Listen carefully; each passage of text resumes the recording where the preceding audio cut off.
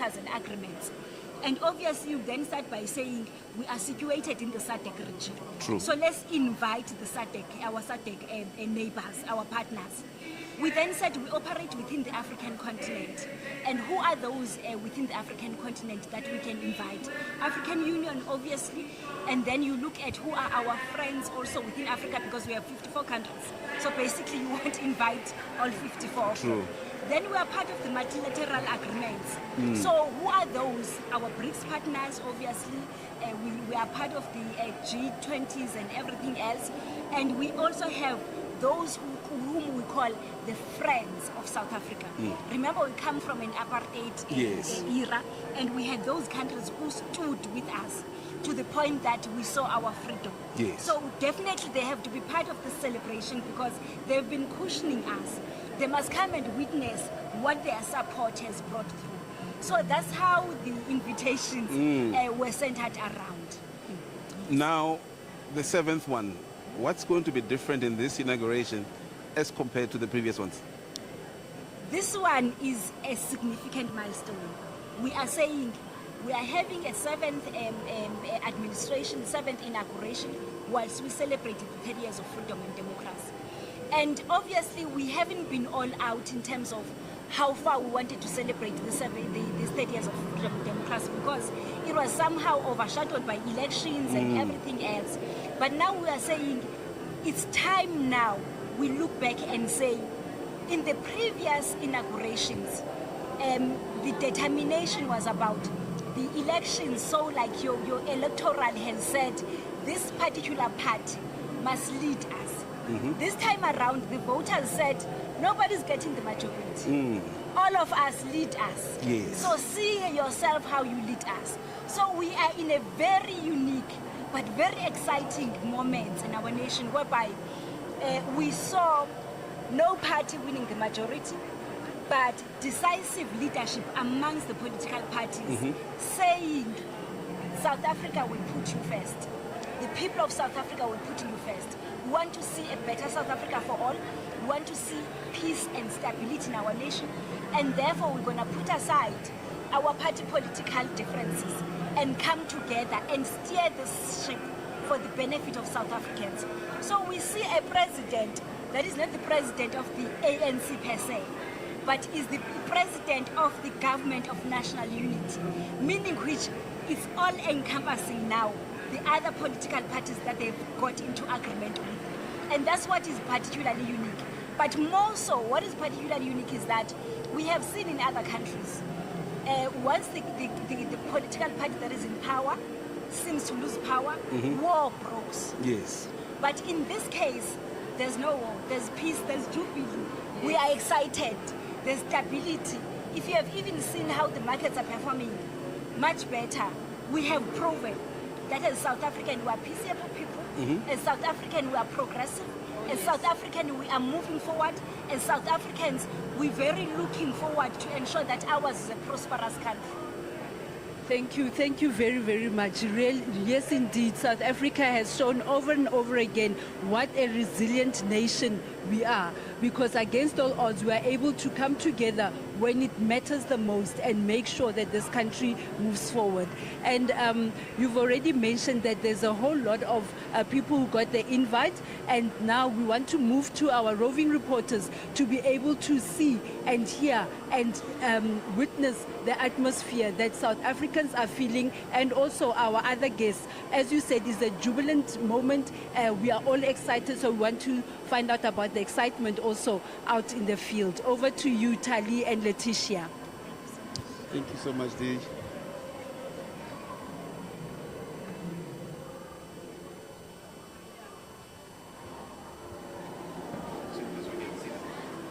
Oh, yeah. Yes. Inauguration 2024, where President-elect President Cyril Ramaphosa will be inaugurated today, and we are right where the VIP are seated. Heads of state and government are here, and the program has already started. the program directors of today, the Minister of Foreign Affairs, which is International Relations and Cooperation in the Republic of South Africa. Dr. Nedi Pando is leading the program together with the Deputy SG of the governing party, the ANC, which is they are co-presenting this important program. Well, we have had a number of dignitaries arriving today, and most of them have already getting their seat, and what we have now is heads of states who are already starting to arrive. Kings and queens who are representing various countries as well are already here, arriving as we speak. So what you have right now is the program that's already started, and back just behind me as well at the lawns, you do have a cultural program which is underway as we speak right now. So the program is right underway. One of the things that obviously want to focus on has been the theme of this important inauguration, the 30 years of democracy and freedom, and talking about partnership and growth. A lot of question about what will be included in the speech by the president after the inauguration as well, the president-elect President Cyril Ramaphosa as well. So we are looking forward to receiving more heads of states. As we have seen earlier on, the arrival from 2 days back, we saw the arrival of many heads of state as well, particularly also a number of them from SADC countries. We have seen the President Ndambuzo Mnangagwa of Zimbabwe as well arriving. We know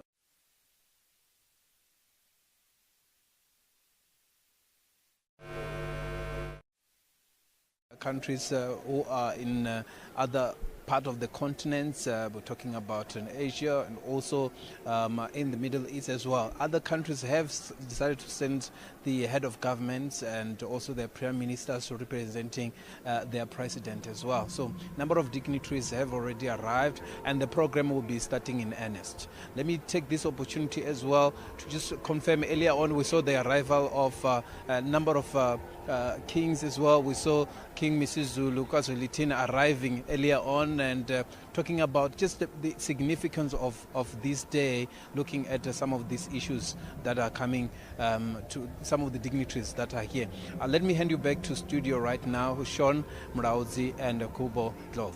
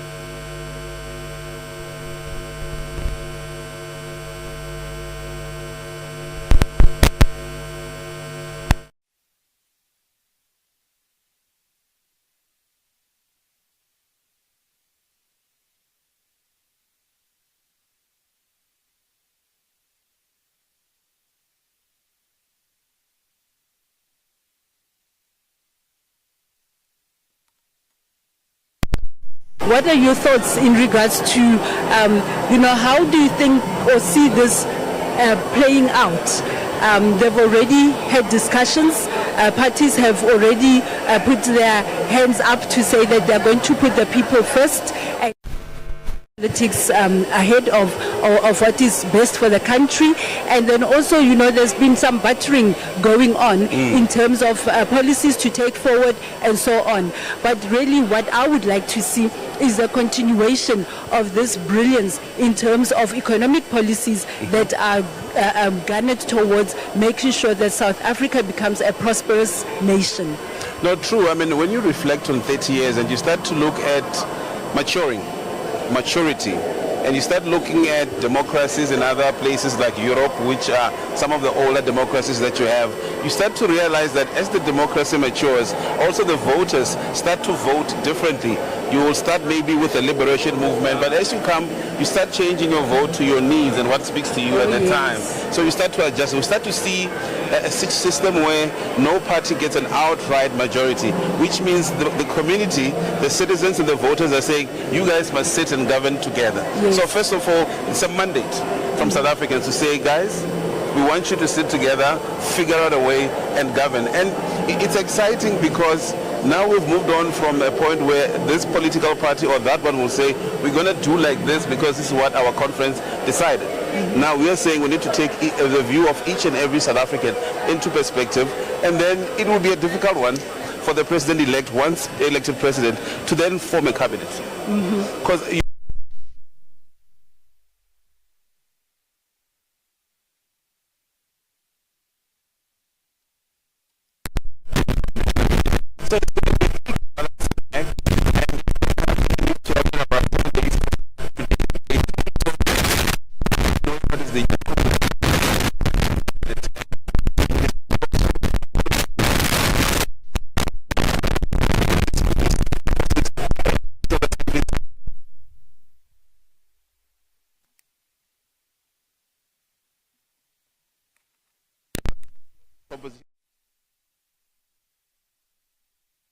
Absolutely, and it will be interesting to see.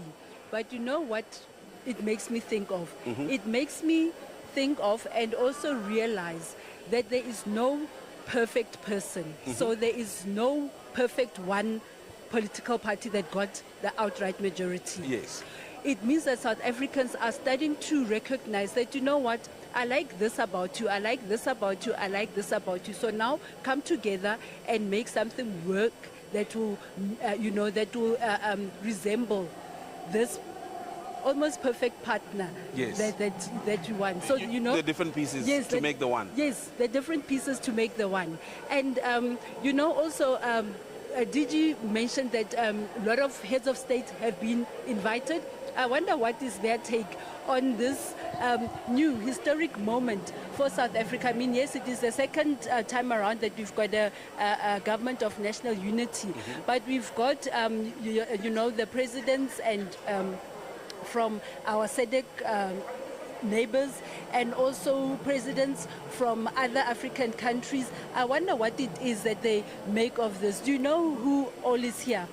Well, I think from the top of my head, I know that the Vice President of Uganda is here. I know that the Prime Minister of Burundi is here. I also know that the former head of state of Nigeria is here, Olusegun Obasanjo. I also know that the current president of Nigeria has also arrived. I know that King Letsie III of Lesotho has also arrived. I think I also know that the King Mswati III has also made his presence felt, amongst other kings and queens of the continent. But the mere fact of them being here with us today, it's a vote of confidence. Oh, absolutely. It's a vote of confidence in South Africa. It's a vote of confidence in what we are doing democratically. And also they like how we exercise our democracy, because we must not forget that South Africa is a beacon of hope in how we exercise our democracy to the full extent. Yes. I mean, we've had peaceful elections, which were not marred by any violence. Yes, there are processes that are being disputed, but they are being disputed through legal processes. Yes. So South Africans have not taken to the streets. They have not rejected the outcomes of the election. So we move on to the next part. Members of Parliament have been sworn in, and we are here today to inaugurate the president, who will then form a cabinet. So you get that there's a vote of confidence by these leaders from the region that are coming to say, we are coming to witness this momentous occasion, and we should be switching back to Letitia Masia down in the amphitheater. Right. Cool.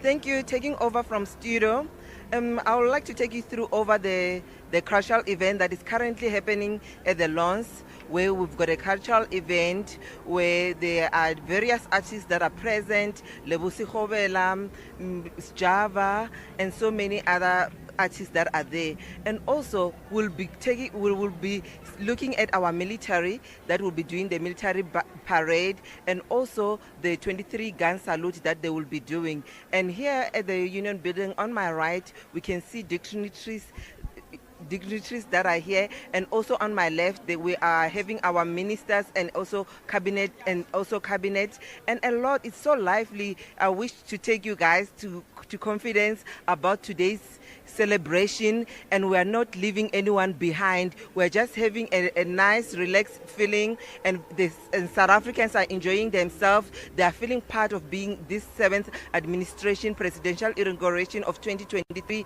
and all is going well. It's so lively. All the artists is so exciting. It's so exciting right here from the lawns.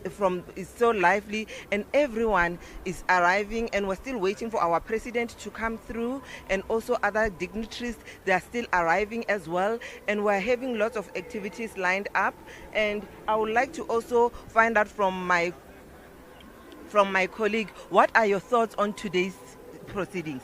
I must tell you that, thank you so much. I must tell you that it's actually my first time attending the inauguration right here at Union Buildings. And remember 1994 when it all happens for our countries. It will reflect 30 years of freedom as well. So just being here after 30 years, when you are young, sometimes you don't know how significant the moment is. So I think it's quite exciting to be part of history today and really witness South Africa celebrating 30 years of what has been achieved so far. And what is good to see is that dignitaries around the world have come to celebrate with South Africa, but also marking this important institution as well, to say they are supporting our democracy as well and what this country also stands for. So it's been really exciting, but also the cultural element as well. So South Africa is on display, just to really showcasing what this country can do, because we know just how big the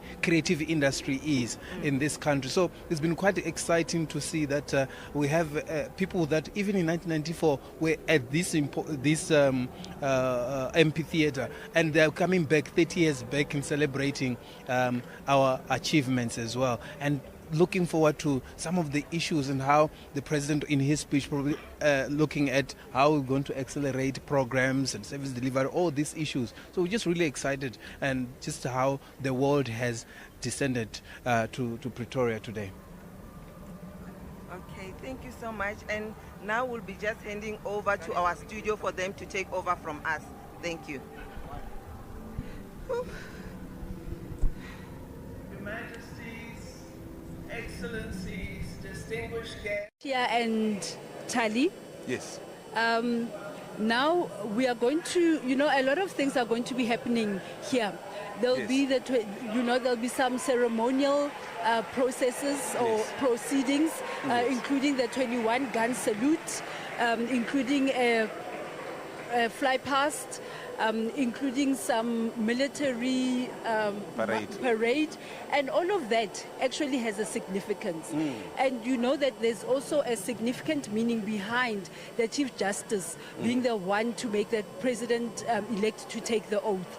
And then at a later stage, we will have somebody from the SANDF who will come and take us through exactly all these proceedings, what they all mean and their significance in this occasion. And also what I know is that we'll have the Secretary of Parliament who will also be telling us, some of the proceedings leading up to today's event. So like Ms. Nomanda Mnukwa mentioned earlier on, a lot goes into preparing such an event. So it's not, an ordinary event. It is one that has got a lot of meaning behind each and every aspect of it. So I don't know if you know anything about the 21 gun salute, but I know that it is actually a high-ranking and honorable kind of a process or ceremony, and it's not everybody who gets a 21 gun salute. It is reserved for presidents and royalty. I have heard when there are state visits here, either by kings and queens and other presidents, that when the state visit is official at the Union Buildings, you will hear a 21 gun salute at noon, to say that someone important is in the yes, country. So yes, I agree with you. Yes. So who is important that is here? I think you've already mentioned that I think the president of Rwanda is here. Is it the president of Nigeria is here? The president of Angola is here. The president of Angola is here. And the president of Mozambique. Is it the president of Malawi who is here? the president of Malawi, they've just lost the vice president. They've lost the vice president, but there is a representative from and the government. dignitary from the government. So, condolences to the Malawian people, but we are pleased and honored that they actually did send, a dignitary or a representative to come and witness this occasion with us here in South Africa. I think we also have representation from Brazil, representation from Cuba as well. And these are our partners from outside of the continent who came to share with South Africa this momentous occasion. And you get to realize how important it is to honor and observe each other as countries when you hold special ceremonies, national days, days like inauguration, which I think is at the apex of the calendar, because you just rightfully said that this is when you'll find the judiciary, parliament, and the executive seated together under one shade to do work for the country. Yeah. So as much as we know there are three of them, this is the one time we get to see them all together in one place. Absolutely. And then it is important to then, you start to realize that indeed all these arms or spheres of government or all these arms of government together they work for the common good of all South Africans. And really, as we chart our way forward into this 30 years of democracy and beyond, it is important that as South Africans we always remember that partnership and growth together is what will get us to summit this mountain, in South Africa. And also, there's also a lot of other dignitaries who are here from provinces and former ministers and also former presidents. I wonder if former President Becky is here. Do you I have don't an know idea? yet, but I think as we are broadcasting, there are arrivals that keep happening. We've had some local royalties, local South African royalty also arrive. They get announced by the program director, which is just behind us. So everything that is meant to happen today is happening right behind us, and it's very important that we are doing this from the seat of government in Pretoria, the Union Buildings, South Africa. And just to reflect on the spectacle that is the inauguration. When the military parade will do their fly past, and I remember in the last one, SAA came with their big plane and then they waved at the crowd. It's such fantastic times. You see that this country has got capabilities. This country has got fighter jets and planes that are on equal par with everyone in the world. So you get to also showcase a little bit of yourself. And must also remember that the president also becomes the commander in chief of the army, so therefore that's why the army gives him the honors, and then I think from there on he's the only one that can take us to war. And also we've not had a gap between the president-elect and the president, because he remains president until he's sworn in. So we've never had a gap, so there's no one that will take us to war if it's not the president. Yes, and it is also good to know that even when we are here and celebrating and also witnessing all of this from the amphitheater, there are South Africans all across the provinces who are at various viewing sites who are able to actually enjoy and celebrate with us this historic moment. And also through our broadcast, through the various community radio stations, we are taking South Africans along on this journey of celebrating the 7th presidential inauguration. But not forgetting the South Lawns here at the Union Building, where South Africans also have gathered to make sure that they are also part of this historic moment of our country. And then over at the South Lawns, I could hear, singing. I think PJ Powers was here. So really to keep the mood going up until the president-elect goes to the podium to take his oath. Are we back at the Rainbow Nation? Is this the Rainbow Nation 2.0? I certainly think so, because you know what, if you think about it, taking all South Africans into confidence, irrespective of color or creed or sexual orientation or religion, we are together. We are in this together, as the government of national unity suggests. So yes, we are back at the Rainbow Nation era. 2.0, as you say. So we are really looking forward to ushering in this new administration with its new profile, I wanted to say complexion, but with its new complexion, because then we are going to truly see the resilience of South Africa. And then, as you said, nations in our region, in Africa and across the seas are looking to South Africa as a beacon of hope, because we have shown that we are able to achieve a democracy. And even 20 years beyond, when doomsayers thought that 20 years of, usually at 20 years, countries start to change the complexion, but we have stayed the course. We have stayed the course as South Africans. We have stayed the course in our democracy, ensuring that we uphold it and all, and all that is meant to be. So I think at this moment, I'd like to thank South Africans who actually went out to vote in their numbers to get us to where we are at. Because if it was not for the South African population voting, we would not be where we are at this point in time. There were also South Africans that were voting for the first time that have just turned 18. Oh, yes. You said you voted at the first election, 27 April 1994. Yes. Take us to the feeling of the time. Black people had been disenfranchised, they couldn't vote, but here comes this opportunity. They say, hey, you can vote. You know what? I think, growing up in South Africa, yes, I had witnessed a little bit of apartheid, like hard apartheid, tear gas and riots and those kind of things. And also hearing stories from my parents and all that they went through. And also from my grandparents, what they've gone through in terms of not being able to vote, and how, when the other people were allowed to vote before then, would come back from voting and really boast about who they voted for, whatever, and they felt like they did not belong.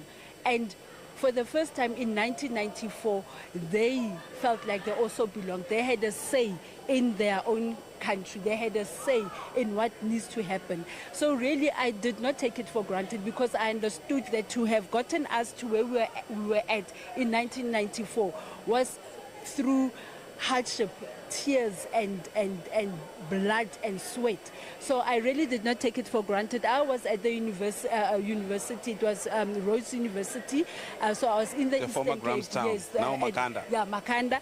And I was there, and it was such a joyous moment. I remember, a group of us, we went to vote together. And at that point, there was no empathy, what we are calling empathy now. I think the young people, we were very hopeful, and we really wanted to see this change happen. So it was a jubilant time. And I remember before we went out, we were watching on the news where we saw those slinking queues, those long queues that just showed how much South Africans were really waiting for this moment. And mind you, it was the majority of South Africans that were waiting for that particular moment. So indeed, and it should not be taken for granted, this freedom that we have to be able to cast our vote should really not be taken for granted, because, a lot of blood, sweat and tears was shed to make sure that we got to where we're at.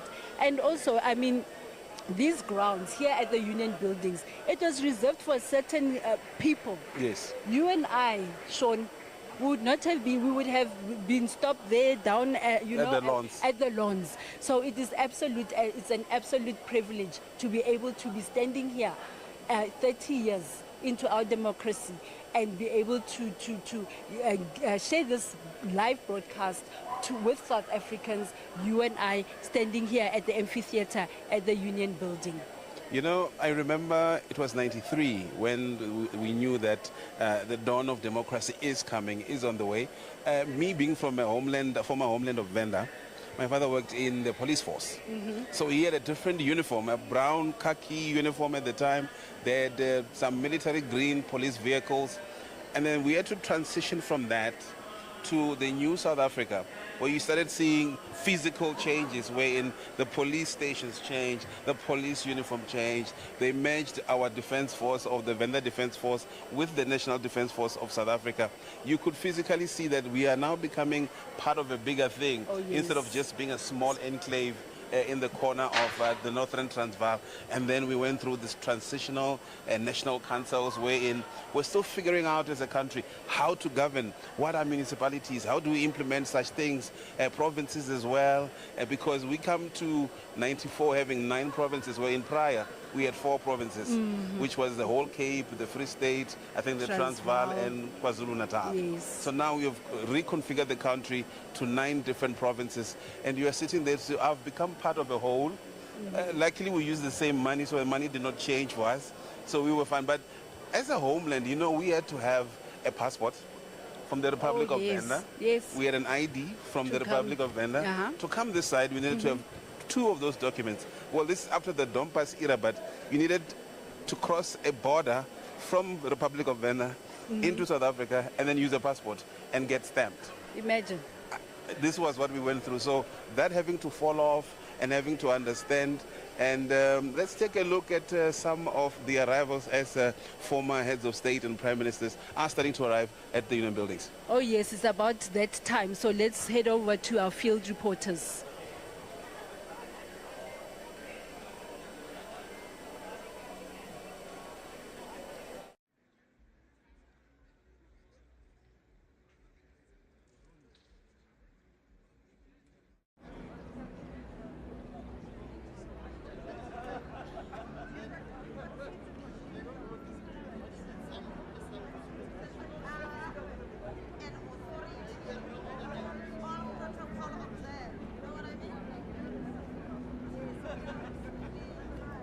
Majesties, Excellencies, distinguished guests, ladies and gentlemen, let us welcome the Prime Minister of the Republic of Burundi, His Excellency Lieutenant General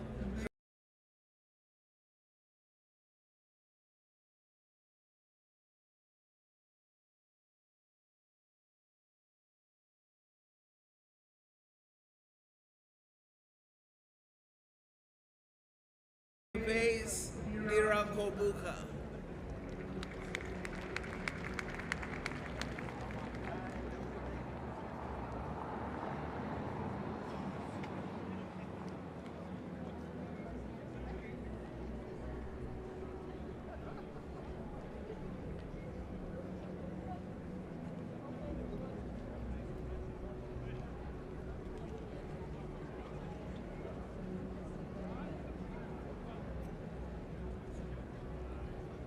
Majesties, Excellencies, distinguished guests, ladies and gentlemen, let us welcome the Deputy President of the Republic of Kenya, His Excellency H. Gachagua. Thank you so much for the colleagues in studio, Sean Mrauzi and Kupo Ndlovu. Thank you so much. We are at the amphitheater at the Union buildings. Just in terms of the inauguration, how is going, how it has been, a lot of people are expecting quite a number of excitement because we're marking 30 years of freedom and democracy in the Republic of South Africa. Some of the important guests that have come in, representatives from various political parties, including the trade unions as well. So there's been a lot of excitement as well as far as dignitaries is concerned, to say beyond the cultural program, there will also be in terms of what to expect, what the president will also, president-elect will focus on after the inauguration as well. Alice Mashilo is SSCP as well. Thank you so much for your time. The significance of today as we celebrate 30 years of freedom. No, we respect the will of the people. This struggle to bring about the democracy that we have was fought for over decades. In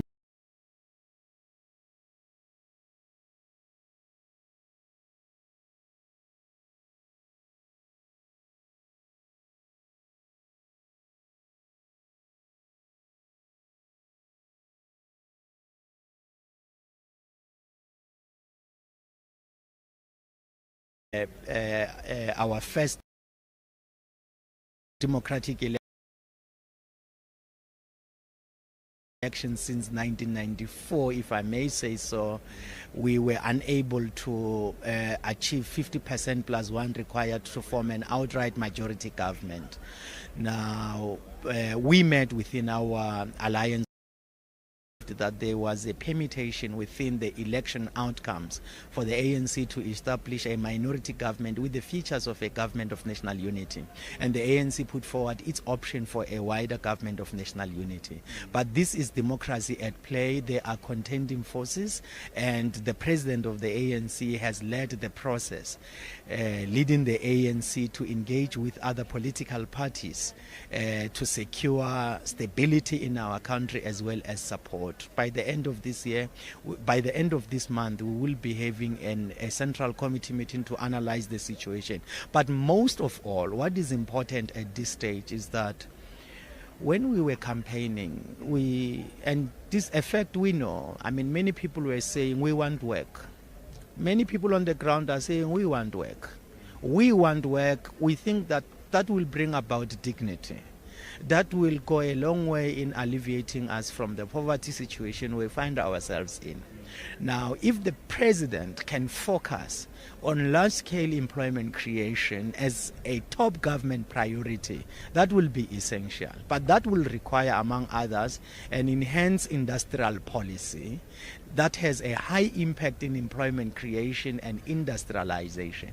But an industrial policy alone, without the support of macroeconomic policy, especially fiscal policy and monetary policy, is not going to be successful. So we need to learn from what we have. We cannot continue with a situation where we have this society of 11 million people who are unemployed. I mean, other countries' populations are below 11 million, are far below 11 million. So we have what, if you like, a crisis, a state of emergency we need to deal with and overcome. So that is one thing we wish to emphasize, and we wish to hear the president say going forward.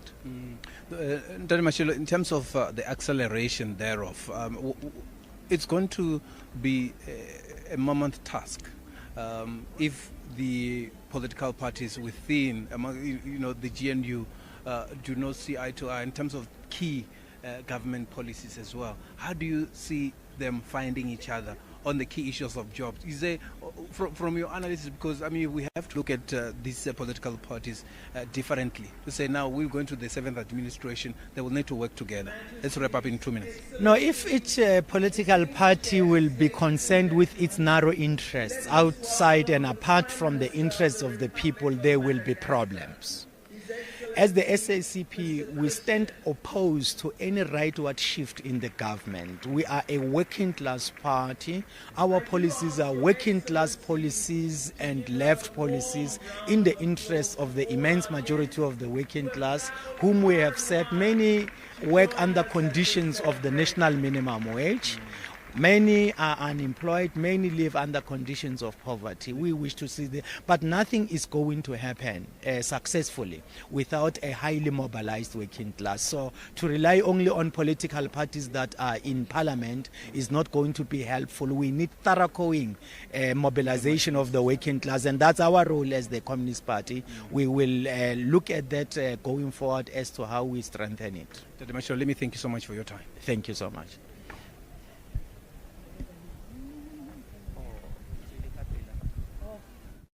Thank you, Tali.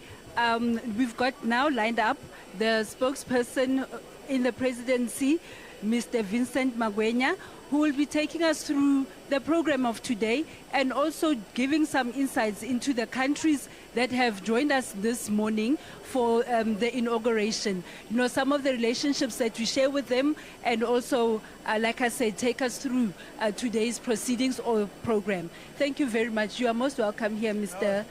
Vincent. Thank you. Thank you. Good morning. Good morning. Welcome. Morning. The first question that I'd like, to find out, just give us a brief breakdown of the program for today. What is still to happen before the president-elect will ascend onto the podium, and then also just some of the countries that are here, the leaders that are here, and then the kind of relationships that you enjoy with some of those countries. Well, in terms of the program, we still are witnessing the arrival of a number of dignitaries that include former heads of states as well as sitting heads of states from different parts of the continent. Some of those notable former heads of states, it's the former president of Nigeria, President Obasanjo, is here. From SADC, we have President Nyusi from Mozambique. We have President Mnangagwa from Zimbabwe. We are expecting to see President Lorenzo from Angola. We have the president from Namibia. We have President Faye from Senegal. So those are some of the dignitaries that will be here. So we're witnessing the arrival. Once all the heads of states have arrived, then President-elect Ramaphosa will arrive, and we will then commence with the formal proceedings that will ultimately build up to the president taking the oath of office, which is really the main reason we are all here. That is the constitutional provision that must be fulfilled today, as it is going to be administered by the Chief Justice Zondo.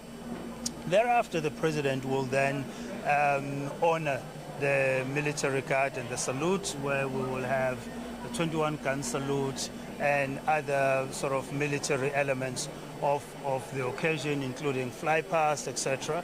And that will be taking us towards the end, where the president will then go and greet the public at the South Lawn before he proceeds to the luncheon, where he will have an opportunity to interact with some of the guests that are here, particularly his counterparts from different parts of the continent. Okay, great.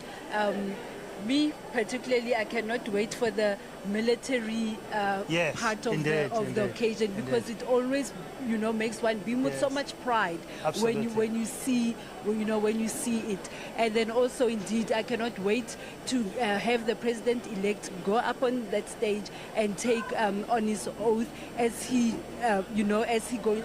going to be leading us Indeed. into the 7th administration Indeed. that we are so looking forward to. Indeed. And then the other part of my question. Or the relationships we have with the countries. Yes, a little bit. I was in another interview before coming here, and one of the issues they remarked on is the amount of heads of states we've been able to have here in such a short period of time. Absolutely. Because if you recall, we had initially planned to have the inauguration on the 22nd of June. But when the Chief Justice brought forward the first sitting of Parliament, then this day had to be brought forward 5 days after the president has been elected in the National Assembly as per the Constitution. So we are blessed as South Africa that we have a foreign policy that is pillared around human rights, but that is pillared around being non-aligned and being friends with all the countries that we can possibly be friends with. And so a lot of the countries that you see here are countries that we share very close political and trade bilateral ties with. That's the first thing. The second thing is countries that are alongside us and many others. We share common objectives and common goals in various multilateral forums where we participate. BRICS members are represented here. China has sent an envoy, president's envoy. Brazil has sent a minister. That all talks to the high regard that these countries have with South Africa, but also the importance of the strategic relationship that these countries have with South Africa, be it within SADC, the rest of the continent, or the rest of the world. Talking about the rest of the continent, we recently launched the Africa Continental Free Trade Agreement. And so part of what you're seeing today is an expression of the importance of that relationship, also of the importance of South Africa's role in advancing those goals, in pursuing a continent that is peaceful. If you look at our interventions in the DRC, President Tshisekedi is expected to attend here, where we have military deployed on the eastern side of the country. In Mozambique, we have a deployment that is now being withdrawn, that has been there for some time, assisting the people of Mozambique achieve peace there. And so this congregation of so many African heads of state talks to South Africa's important and strategic role that it's playing on the continent and the commitment that South Africa has has shown or demonstrated rather, to silencing the guns on the continent and have a continent that is driven by the desire to see peace, to see democracy thrive, and more importantly, to see prosperity. And peace and democracy thrive not only in South Africa but across the continent. Indeed. And I think that is so important for South Africans and the world to know that the relations that we have, the strategic relations, political relationships that we have with other countries is not only for our own benefit as South Africa, but And that is the stance that South Africa has always been all about. And as we enjoy this democracy, we'd love to see other countries across the continent enjoy the same kind of democracy. Absolutely. Where peace reigns and prosperity is the order of the day. Absolutely. Thank you very much. Do you have anything, Sean? I think it's important to just clarify. He kept saying president-elect.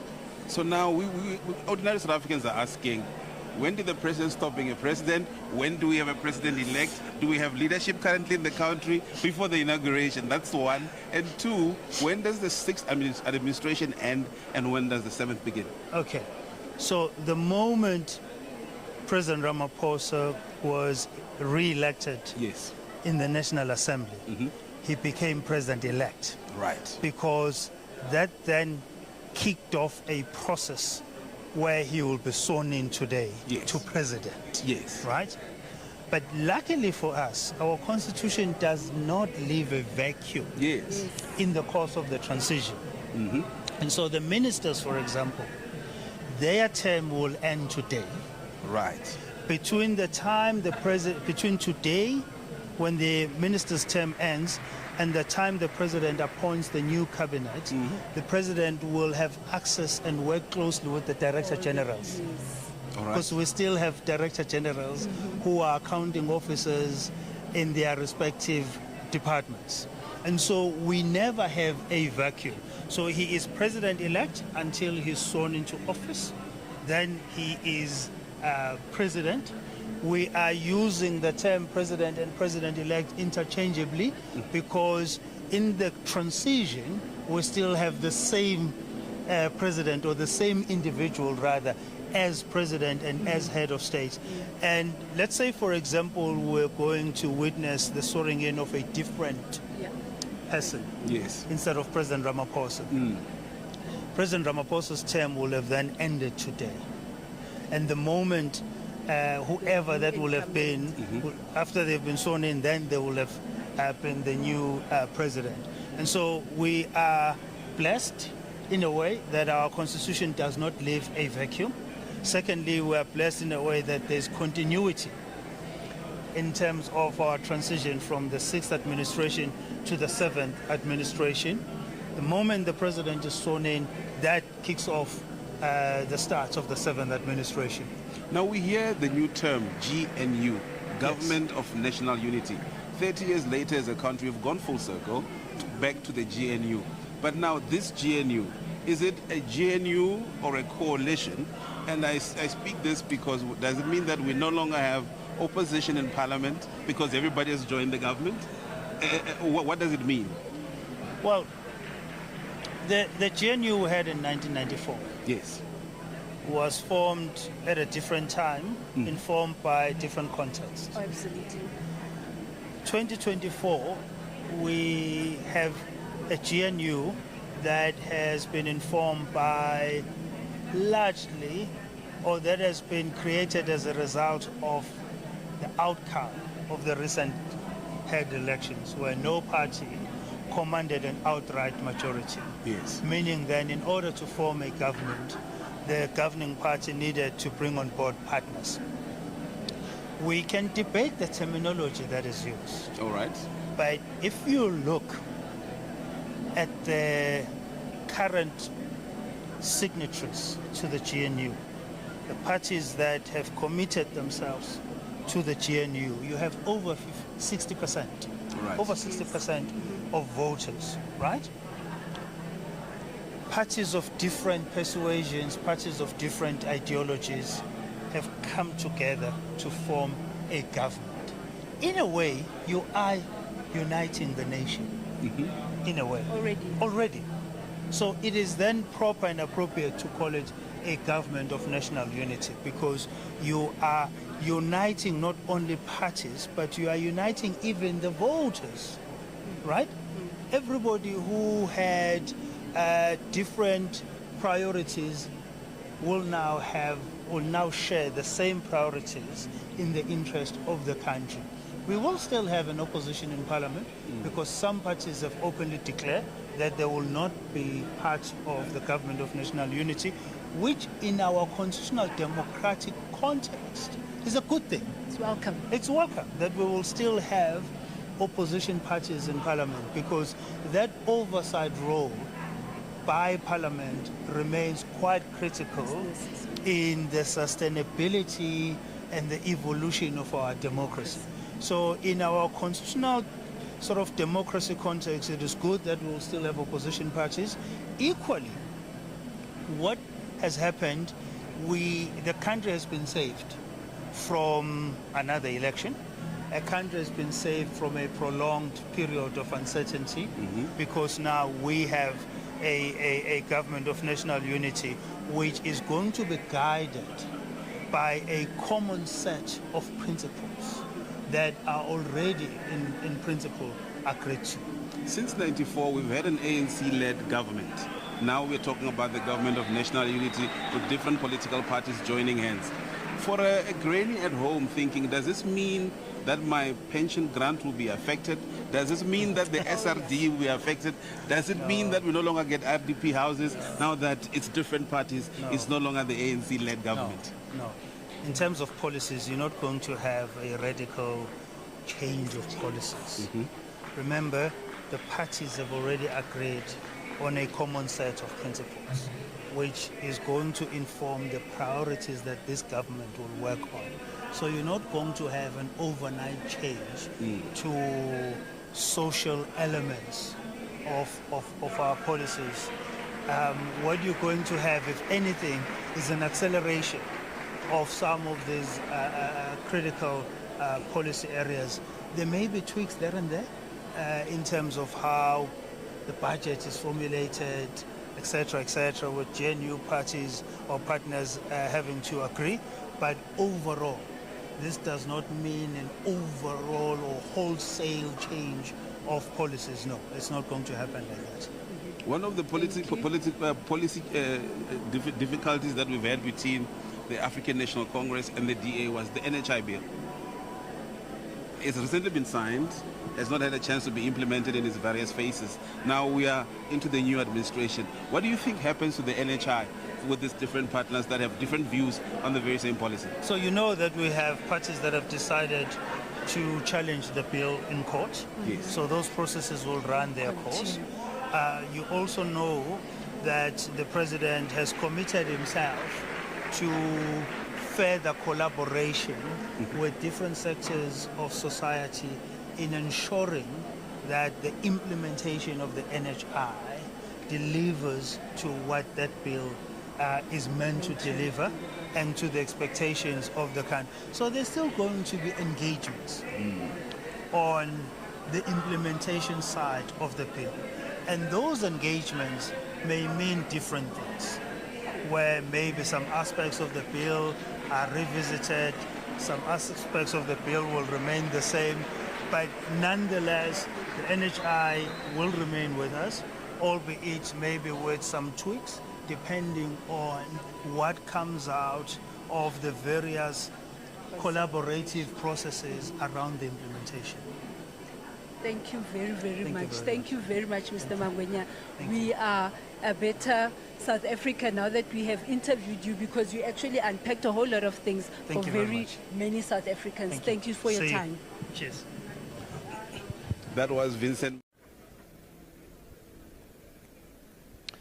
Thank you so much, Sean Muraudzi and Kupon Ndlovu in studio. that's quite an important conversation going on as we continue our coverage of the presidential inauguration here at Union Buildings. Right now, we are with Mlungisi Zulu. He's from Mzansi National Philharmonic Orchestra as well, who are participating in this program. Thank you so much for joining us.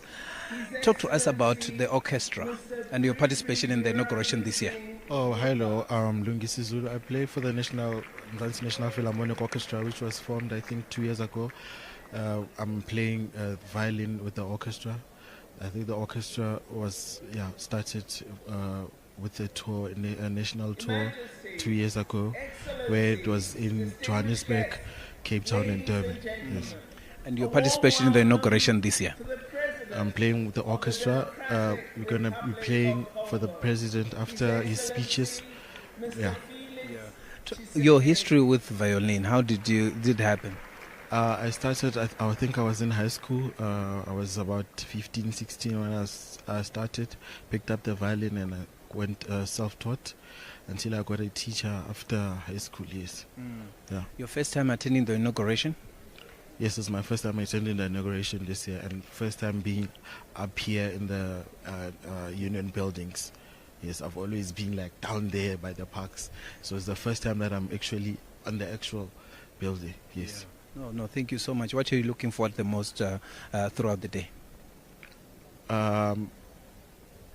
Just seeing people, dignitaries from all over the world, and yeah. Mlungisi Zulu, let me thank you so much for your time. Thank you so much, sir. All right, there you have it. Mlungisi Zulu is participating in this important inauguration of President-elect President Cyril Ramaphosa.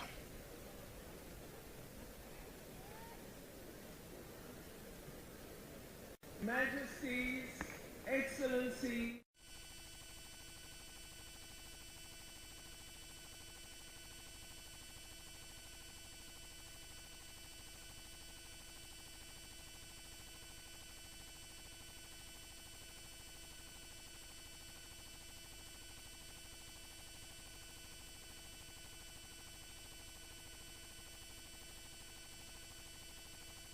on the inauguration, and also the kind of South Africa does he envisage 30 years from now. Yeah. You are welcome here in our remote studio, Mr. Maimane, and we'd like for you to take through our viewers and listeners at home. We are covering several community radio stations, and we are also on several government social media platforms, and we'd like to hear from you, some reflections on 30 years of democracy as we celebrated this year, and also the kind of South Africa you envisage 30 years from now. I mean, first and foremost, this is a moment in our nation we both celebrate, in that we've demonstrated to the global community that we hold elections, and when those elections are concluded, we accept the results. Oh, yeah. That is a significant step in a democracy, because there are other countries where they never even get to this point. True. Secondly, I think we must celebrate constitutionalism. We are all bound by the same law in this country. That's a significant step in the last 30 years. And I think it's that constitution that has protected so many of the things that we see. We have a parliament as an institution of the constitution that holds it supreme. And that supreme law is important. And being here at the Union Buildings today is also a reminder of the fact that in many ways South Africa must come back to a place where we'll never polarize ourselves into our racial camps. And I think that's one of the things that we've got to watch for the next 30 years. Because if we're not careful, we can build politics of division and populism rather than politics of principle and delivery. So my next 30 years is about making sure that we eventually get a state that is capable, that can ensure that it can withstand any political headwinds. We build an economy that works for all South Africans, because in truth, we live in two South Africas. There's a South Africa where you and I are at today, and there's a South Africa not far from here where people don't have water, they don't have jobs, they don't have health care. So we've got to fix for that. And we've got to achieve an education system that never leaves us believing that if you don't have money, then you can't gain access to quality education. Even though you do have access to it, sometimes it's not the quality of the education that can make you compete with anyone else.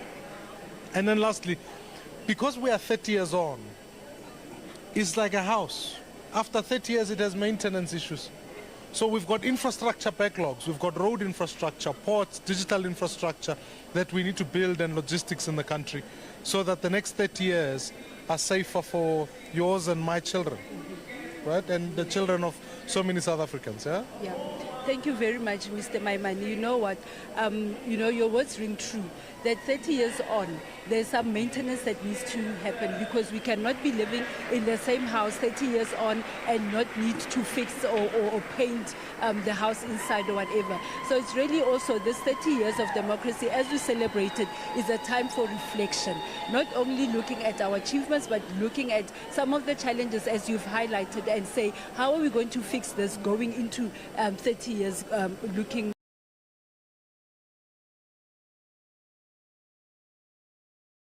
forward, indeed to have a South Africa that will be working and prosperous for mine and your children and our children's children. Absolutely. The multi-party government that has been voted in and agreed upon in South Africa is here. How does this then translate or trickle down to the men on the street, the layperson who does not have water, those that need the services? Yeah, look, the first thing that any coalition government frees you, this is the strength of coalitions rather, is that it frees you from state capture, which means that you no longer have to appoint people on the basis of political affiliation. You can appoint people on the basis of competence. That's an important thing because it will matter for the person on the streets in that they've got a leadership they can trust, there's ethics involved. That's the starting point. The second thing is, it does mean, in fact, that the police commissioner, the Ministry of Health, the Ministry of Education, all of those essential services that deal with people are not dealt with on the basis of patronage, not political affiliation, but for everybody. That's an important step. But I think what's going to be important now is, again, I re-emphasize, let's build capability so that we can withstand any political changes. Because there are going to be many. This is a start. We've never been down this path before, which means we're going to trip, we're going to fall. I have to ask the people of South Africa to be patient. They have been patient for long enough, but I've got to ask them to not assume one-party dominance is the only solution, but that to understand things are going to revolve. Is this a sign of a maturing democracy? It always is. It tells me that, as I said, we've accepted the results, but it also says to us, you don't have to look like me to represent me, and I don't have to. One of the things I celebrate is that we are now post-liberation politics. Because now we can't just talk about protesting and all. We've got to talk about delivery. That's the work now. And so in a post-liberation democracy, it means you make some steps, you make some groundways, but collectively, together as South Africa, we've got to bring the coalition, not just of politics, but of the people of this country also. Thank you very much for your time. Much appreciated. Thank you very much, Mr. Maimane. Thank you. Wow, that was a mouthful, and indeed, this is the markings of a maturing democracy. And I think the most important thing that Mr. Maimane said was that South Africans need to be patient because this change is not going to fix things overnight. And now we are going again back to our roving reporters, Letitia and Tali. So over to them.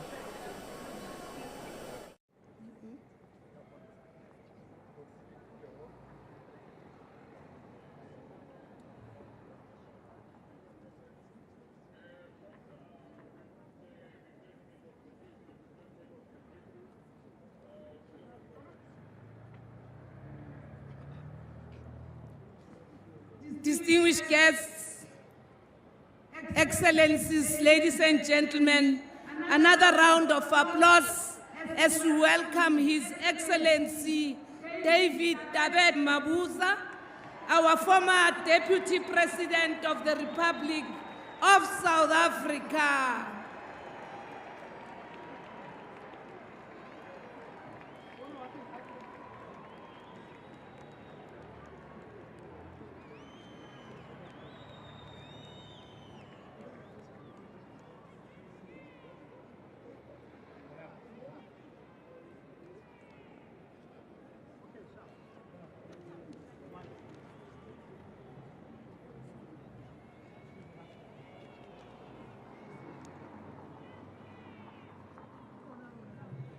Majesties, Excellencies, distinguished guests, ladies and gentlemen, could we warmly welcome the Vice President of the Republic of Uganda, Her Excellency Major Retired Jessica Alupo. Malibongwe.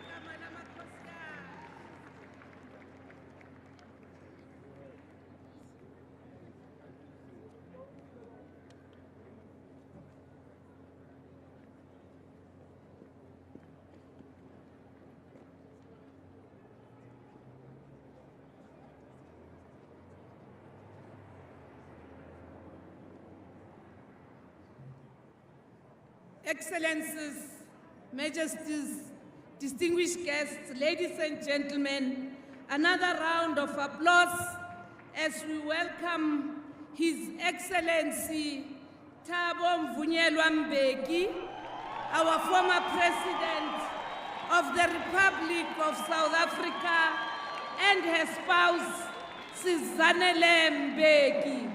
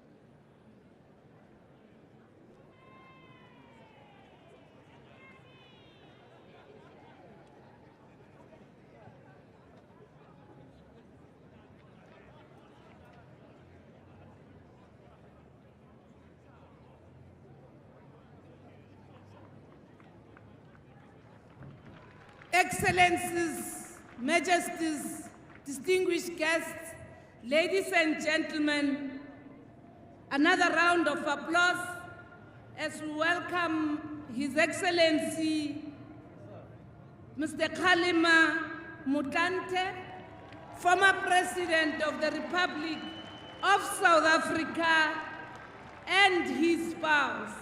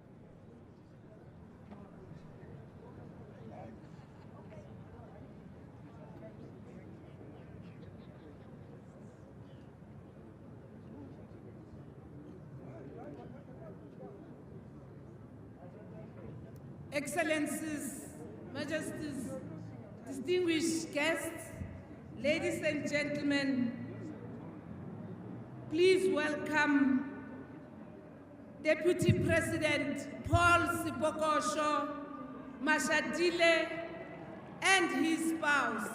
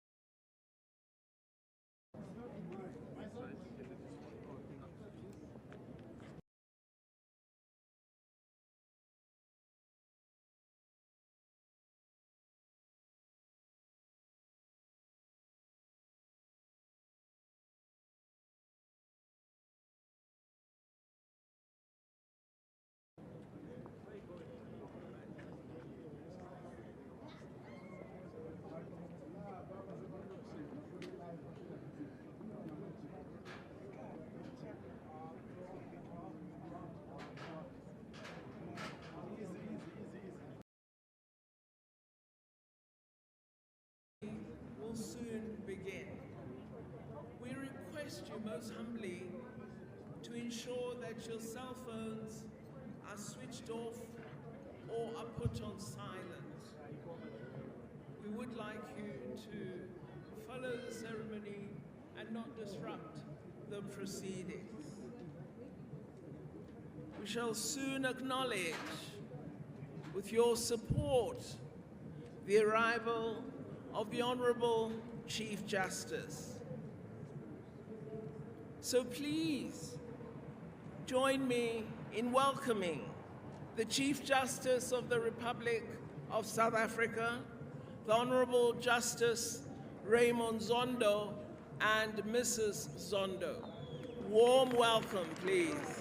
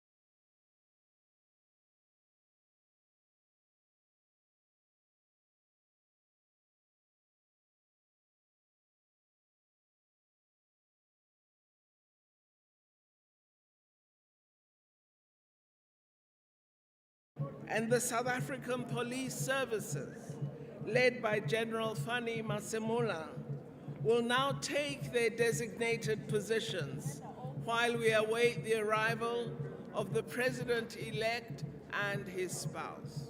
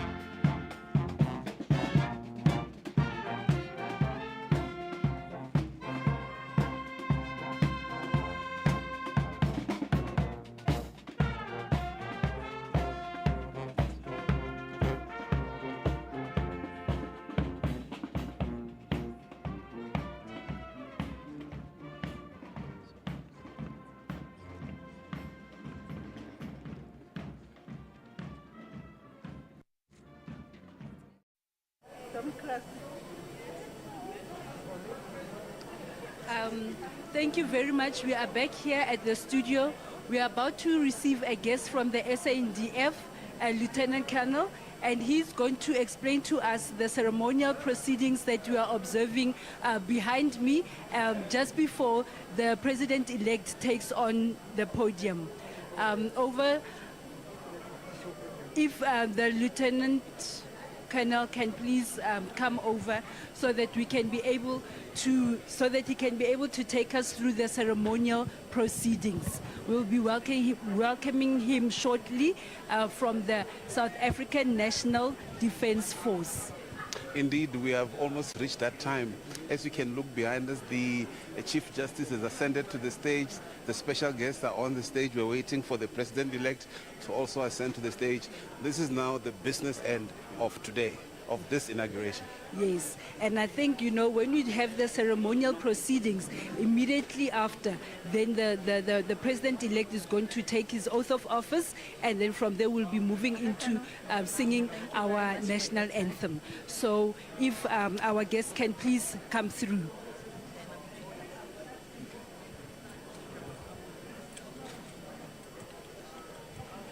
A very good day and welcome to this live broadcast of the inauguration of the President-elect, President Ramaphosa, a day which is largely led by the military in terms of ceremonial proceedings. As now we've taken over, there is a parade down there on the road. Can you take us through what will happen today and what will be your role as the military? As the South African National Defence Force will be doing, it's a ceremonial role. Yes. What we're actually going to be having here is all the arms and services of the South African National Defence Force. Yes. That would be your SA Army, the South African Air Force, the South African Navy, as well as elements from the South African Military Health Service. Yes. All of them have ceremonial elements that are going to be assisting us with this, the great task of today, yes, of inaugurating the President-elect. Now, there will be something called a 21-gun salute. For South Africans at home, what is the significance of a 21-gun salute?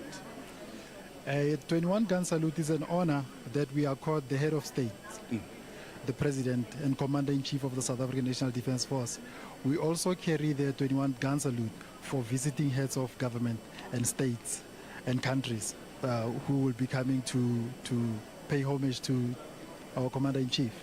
So it's a traditional aspect of the military where we use our artillery guns. The GV-1 guns will be unleashing cannons, 21 cannons, in honor of the President. Why 21?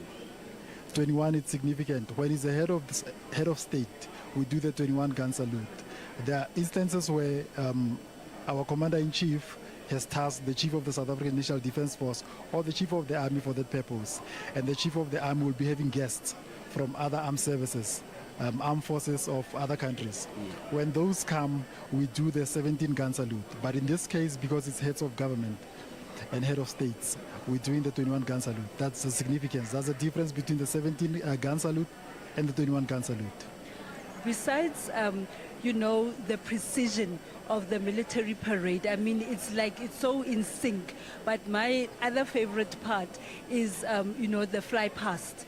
If you can just take us to the significance of the fly past, and then which aircraft is the one that leads this, you know, the fly past. I know the president's jet it is. The Inkwazi, right? The Inkwazi, that's correct. Yes.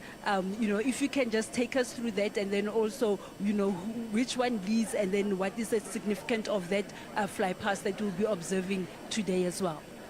Once the Chief Justice of the Republic has administered the oath of office, and the president is the president, or the president-elect is the president, then we're going to be bringing forth the 3 gunships. There would be 3 helicopters who will be carrying the national flag, and simultaneously will be unleashing the 21 gun salute in honor.